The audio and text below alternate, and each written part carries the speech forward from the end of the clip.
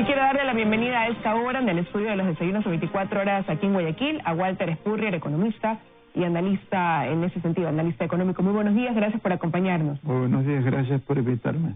Bueno, quizás suena pronto, ¿no? Todavía quedan 5 meses para que se acabe ese 2019, pero me gustaría, economista, conocer cuál es el balance que usted hace hasta el momento respecto a lo que el gobierno ha venido haciendo en materia económica para cumplir con ese necesario ajuste fiscal. Bueno, es un año que tenemos un equipo económico que está tratando de resolver el problema. El primer año el gobierno del presidente Moreno fue un continuismo con lo que lleva el presidente Correa. Y este gobierno, su tarea es compleja porque primero tiene que frenar el camino al colapso por el que íbamos, ¿no? El ejemplo es Venezuela, y tratar de resolver el enorme problema fiscal, que es que el país ha gastado, necesitaba 10.000 millones de dólares anuales, parte para pagar los vencimientos y parte por el nuevo hueco que se había creado. Y por otra parte, necesita que la economía recupere competitividad porque los costos internos de producir en el país son muy altos y no podemos exportar. Entonces, ha hecho importantes avances en ese sentido el gobierno. Algunos somos impacientes, pensamos que podría ir más rápido, pero a veces pues no es posible ir tan rápido como se quiere.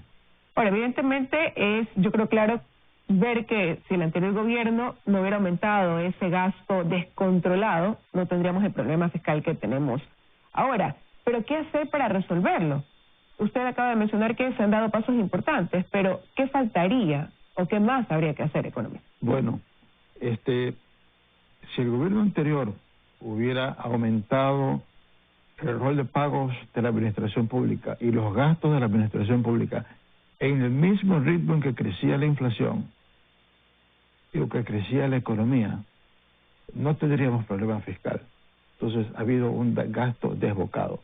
El ministro Martínez incluso dice que en Ministerio de Salud hay más abogados que en la Procuraduría General de la Nación, y son gente con contratos, o sea, gente que en buena parte se los ha contratado por favores políticos. Entonces, tienen que purgar la administración pública de gente que está ganando sueldos y no nos está dando servicios.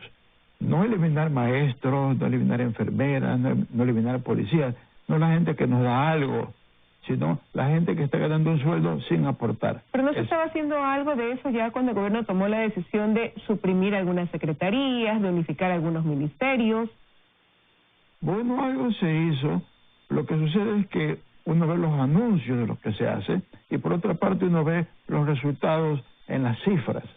Y los resultados en las cifras es que no ha habido una disminución en el rol de pagos de la administración pública. Ha habido algo en el recorte en el gasto y ha habido recorte en la inversión. Lamentablemente, lo más fácil es cortar la inversión, que sí nos deja algo a los ecuatorianos la inversión, pero es lo más fácil de cortar. Entonces, sí ha habido un avance importante, pero el grueso del problema es en ese gasto corriente y allí, a pesar de los anuncios de que se ha hecho algo, las cifras no lo revelan. Hay que hacer mucho más.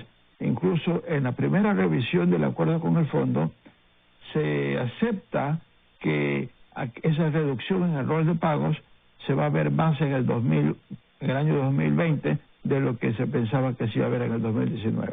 Pero había una meta establecida para el 2019 en torno a eso y hacia allá también quiero ir. ¿Qué pasa con esta prórroga que se comienza a dar a ciertas metas establecidas que se había fijado este gobierno en el cumplimiento de ciertas obligaciones? Incluso se comienzan a notar ciertas flexibilidades de acuerdos, que no son obligaciones, pero sí de acuerdos a los que se podría haber llegado con organismos multilaterales de crédito. ¿Qué factura nos puede pasar esto de ir aplazando el cumplimiento de esas medidas? El aplazar las medidas significa que ese periodo de ajuste se prolonga. Y el periodo de ajuste lo que significa es de que la plata que se recauda va para pagar deuda externa, en general va para pagarle al Banco Central lo que se le llevaron al Banco Central y no va para reactivar la economía. Entonces eso significa un periodo más largo en el cual la economía no crece y no hay nuevos empleos, que es lo que se espera sobre todo a la gente que entra al mercado laboral y no encuentra empleo. Pero sin embargo en ese camino se tienen que adoptar ciertas medidas. Ya después de la vacancia legislativa se prevé que pueda el Ejecutivo enviar esas reformas tributarias, por ejemplo, y ahí hay preocupación en la ciudadanía que tiene esta ansiedad de saber qué tipo de medidas se podrían implementar. Se ha especulado de algunas de ellas, de elevación en recaudación de impuestos, por ejemplo, pero ¿cómo entender ahí que se pudiera dar paso a una medida como esa cuando todavía se sigue teniendo un Estado que es obeso? Bueno, muchos pensamos que el grueso del ajuste tiene que ir por el recorte del gasto. El gobierno se propone que parte sea para aumento de los ingresos y parte va por el lado de impuestos. Entonces, ciertas reformas en los impuestos que signifiquen que se recaude más. Aparentemente, y esto dijo el vicepresidente en la reunión que hubo con el BID, que no se abrió una alza generalizada del IVA, pero podría ser que suba el IVA para cierto tipo de productos que no se estén en la canasta básica. Y entonces por ahí van a plantear un aumento de impuestos y hay que ver qué dicen los otros bloques legislativos, a ver si aceptan. Es posible también que se plantee el aumento de precio de los combustibles, aparte de los que ya se ha hecho. En principio en el acuerdo se hablaba que eso sería en el 2021, pero si se atrasan las otras metas y tienen que mejorar la situación fiscal, a lo mejor se adelanta el aumento del precio de los combustibles. O sea, es un periodo de ajuste y es como cuando un padre de familia dice, ya no puedo seguir tarjeteando, me estoy atrasando la hipoteca, vamos a tener que apretarnos el cinturón hasta que salgamos de este bache. Eso es lo que nos está planteando el gobierno y lamentablemente pues estamos pagando esa cuenta del gasto desbocado que tuvimos bajo los 10 años anteriores. ¿Cree que se podría llegar entonces a una revisión o una vez en el precio de los combustibles, quizás el diésel? Yo pienso que podría venir un alza del precio de los combustibles. Creo que el gobierno no lo quiere hacer, pero si no puede conseguir mayores ingresos por el lado de los impuestos y no recorta de manera suficientemente agresiva el gasto en rol de pagos, pudiese venirse el alza de los combustibles. Caso contrario, ¿qué otras medidas se podrían aplicar? Porque este diferimiento de las metas habla también de una cantidad de dinero que quedan sin recaudar y que estaba prevista o presupuestada, contemplándose que se daría un cumplimiento fiel de esas metas impuestas. Entonces, ¿quién cubre ese hueco que deja el dejar de percibir ese dinero por postergar dichas metas? Tiene que trasladarse seguramente a la población, a los ciudadanos. Entonces, si no sería por un aumento de recaudación de impuestos, del IVA, por ejemplo, concretamente, si no se va a este camino del alza del combustible, ¿qué otras medidas podrían aplicarse para que el Estado no tenga este hueco? Bueno, ¿sí? Lo importante es que el hueco se vaya reduciendo y no la meta no es eliminarlo de un día para otro. Por eso es que los organismos multilaterales nos están prestando muy fuertemente este año y el próximo. Y se supone que para el año 2021 ya no necesitemos ese apoyo porque vamos a tener los ingresos internos por los combustibles, por los impuestos y por el recorte en el gasto.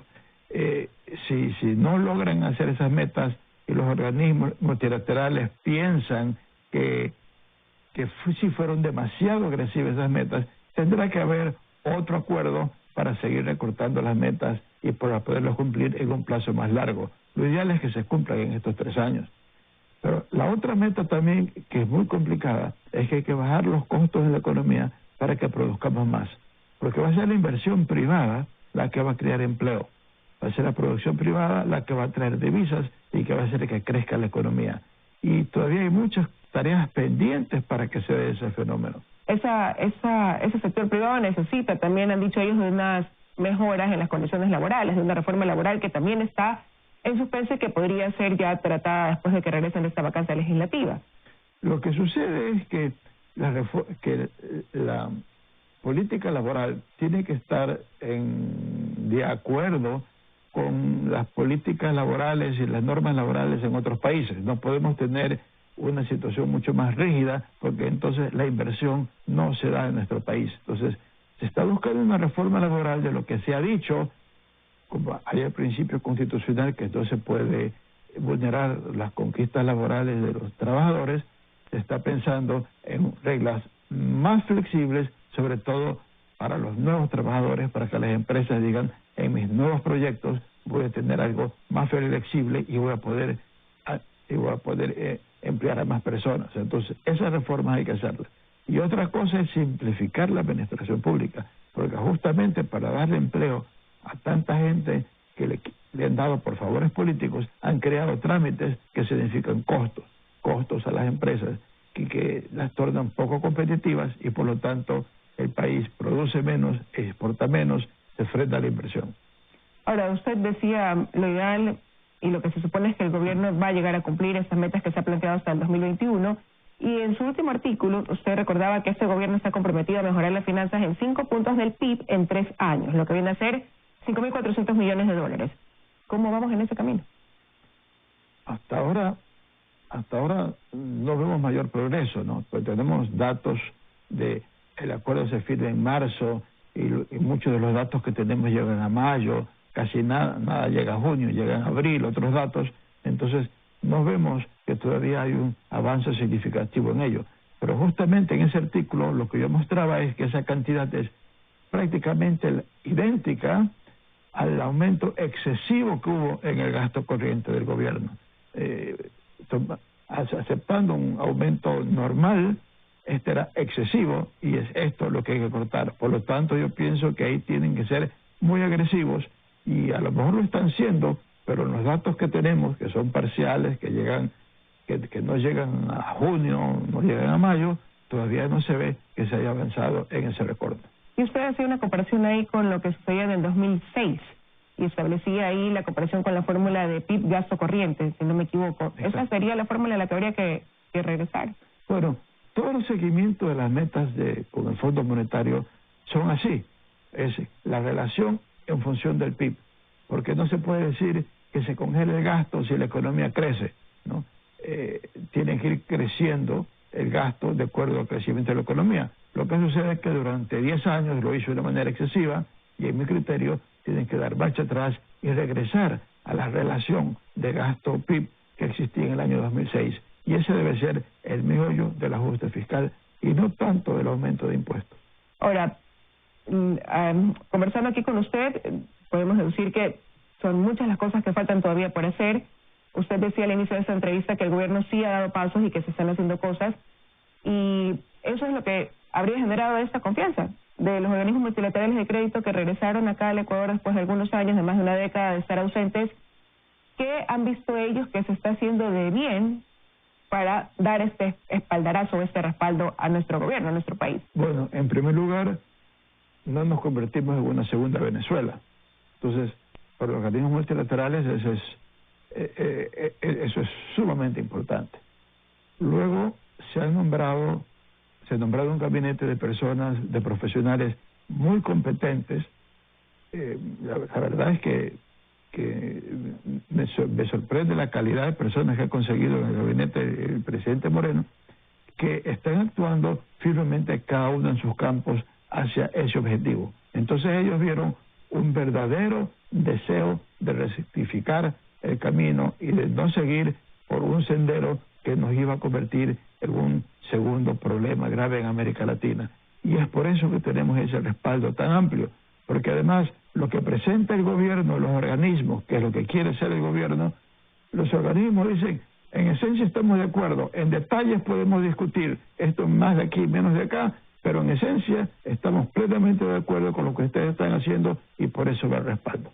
Ahora, y en eso el Ecuador tiene que devolver esa confianza a través de algunos compromisos que el gobierno dice no son obligaciones, no son imposiciones, pero sí estamos bajo la lupa constantemente y siendo evaluados periódicamente en cuanto a ajustes que hagamos en materia económica. Bueno, es igual a que si una persona o una empresa va a un banco y dice estoy en una situación totalmente ilíquida y con peligros de quebrar, présteme, el banco le presta, pero el banco le dice, oye, yo tengo que ir viendo cómo manejan ustedes las cosas porque ese préstamo no lo va a tener que pagar. Por lo tanto, usted tiene que ir haciendo un progreso y no botar esa plata, sino invertirla bien y cambiar la manera de manejar sus finanzas para que sea pagable el préstamo. Entonces, los organismos multilaterales nos están prestando y monitorean que la política sea correcta para ellos poder cobrar cuando toque cobrar esos fondos. ¿Y cree que efectivamente, así como se supone que a partir del 2021 ya no necesitaríamos de este respaldo prioritario de este apoyo económico de los organismos multilaterales de crédito? Yo creo que por la parte fiscal sí es solucionable el problema. Si se sigue trabajando con AINCO y se cumplen con las metas. Lo más difícil va a ser la reactivación de la economía, porque la economía tiene costos muy inflexibles, entre esos los costos laborales, son muy inflexibles. Y tiene que bajar los costos porque la competencia nos está comiendo en los mercados internacionales. El banano está perdiendo mercado en Estados Unidos. El atún tiene la amenaza de la producción del sudeste de Asia. Las flores, que las colombianas entran con aranceles más bajos a los Estados Unidos. Entonces, en todos los frentes estamos peleando y necesitamos que los costos internos bajen y de esa manera entren más dinero en la economía y la reactiven. Una luz que tenemos es de que hay mucho interés en invertir en el sector de minería. Aquí diera la impresión que los poderes públicos no tienen todavía muy claro si realmente quieren que haya una minoría. Ahora el presidente está apoyando, las cortes no se pronuncian, hay gobiernos seccionales que no la quieren la minería, pero si el país va adelante con la minería industrial, va a ser una fuente de divisas importantes que nos va a ayudar mucho en la salida de la crisis. Bueno, y el gobierno tiene algunos retos pendientes. Quiero agradecerle su presencia esta mañana aquí en los desayunos de 24 horas, economista. Muchas gracias. Gracias.